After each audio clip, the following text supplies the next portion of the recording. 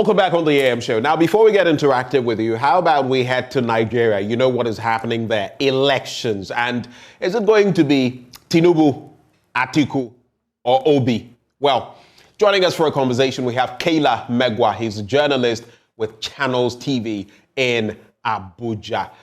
Kayla, a very good morning to you. Thank you for joining us here on the AM show. Good morning. Good to be here. It's awesome having you, in fact. Tell us, in recent times, we have seen what has transpired in Nigeria in terms of the currency, in terms of myriad issues on the economy, but the elections are upon us. What is the latest you can tell us from Nigeria in terms of the preparations ahead of the elections? Well, officially, campaigns are over. When you can't talk about any political party, at least since midnight yesterday.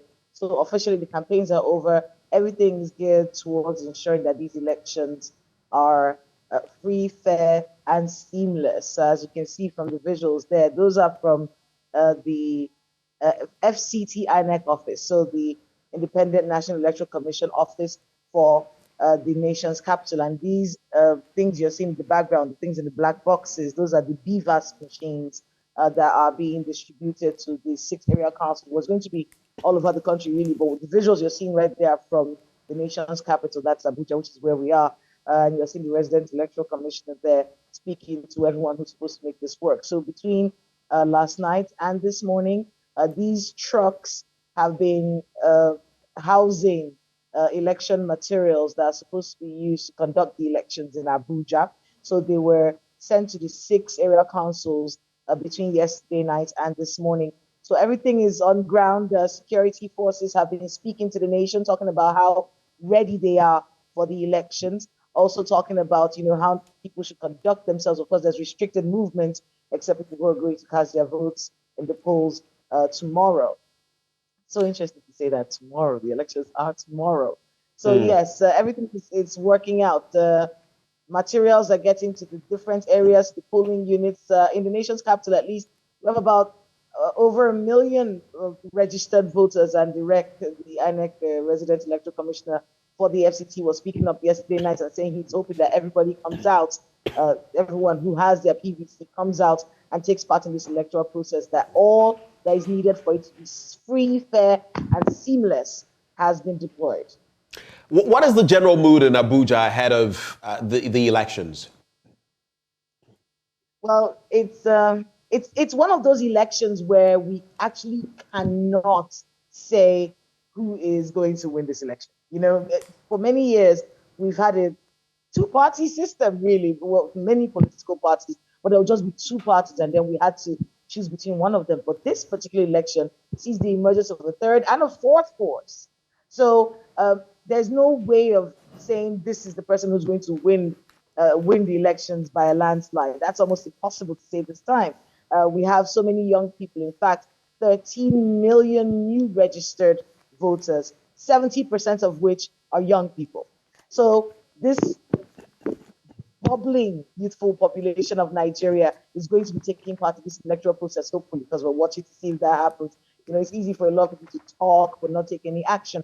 But from the feelers we're getting, a lot of people are looking forward to being a part of this process. In fact, yesterday, while we were at the FCT INEC office in Abuja, we saw some people at the gate still complaining that they couldn't get their permanent voter cards. It's a continuous registration process, yes, but for this election, if you haven't got your permanent voter card, I'm sorry, you're not going to be a part of the process. So it was interesting to see them even the day before saying, look, we really want to be able to do this, but for some reason or the other, they're not going to be able to take part in the process. But a general mood in the city is, let's see what happens, because we cannot predict this one. We actually have to see how the turnout is. Does the BVAS work? Right. The accreditation, is it going to work? Are we going to be able to transmit the results electronically? Just a lot of questions, but we'll be watching to see how it all plays out tomorrow. Let's talk about the lead up to the elections. We've seen the campaigning from all the sides, like I mentioned, Atiku, Tinubu, and Peter Obi, who has become that third force. But I followed the news and got wind of some vandalizing that had happened to some of these voting centers with quick action from your electoral body. We've also heard news just this past Wednesday of senatorial candidate Oyibo Chukwu, who was gunned down. What have these antecedents, led to in the build-up to the election? What are people saying?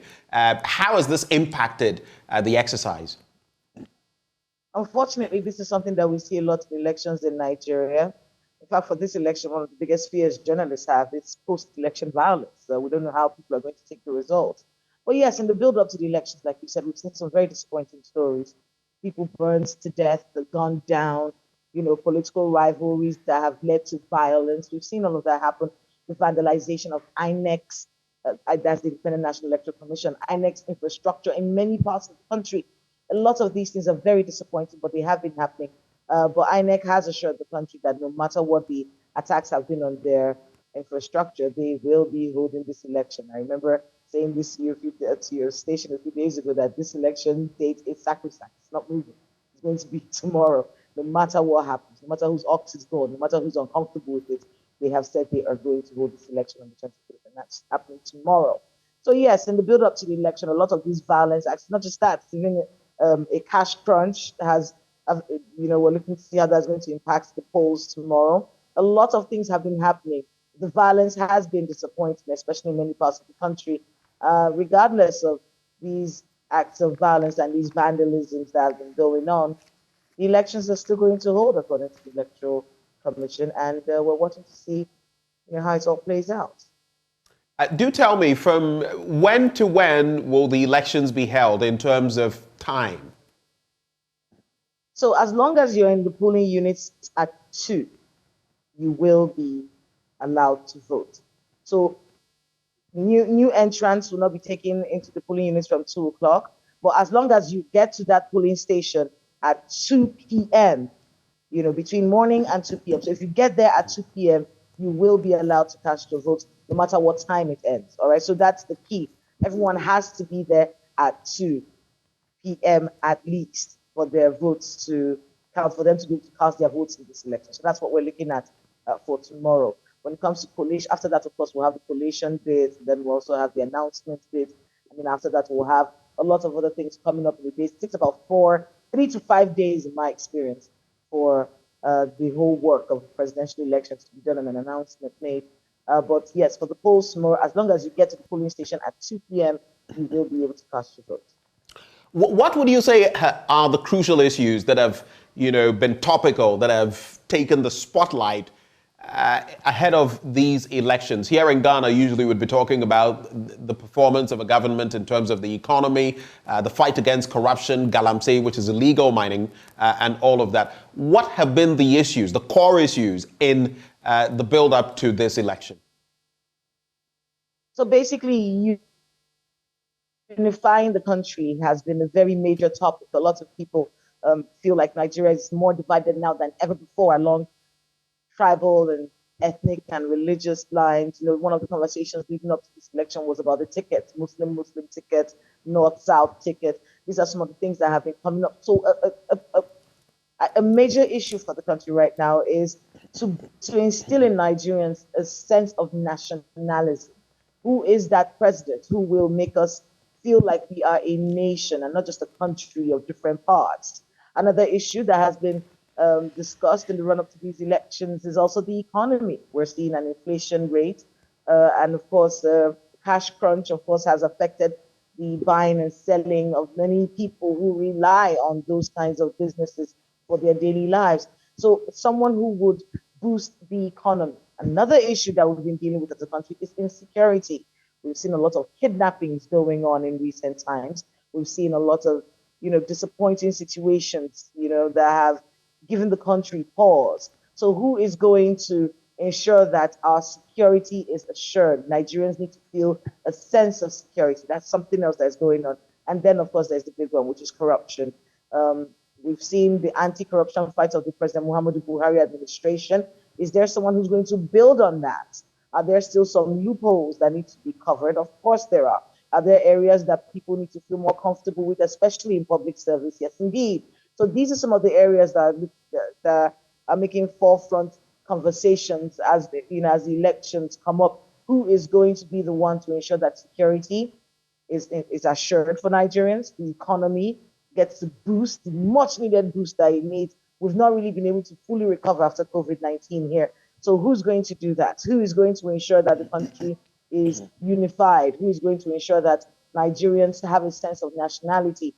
These are the questions and these are the answers we'll be hoping to get whenever who wins this election gets into office.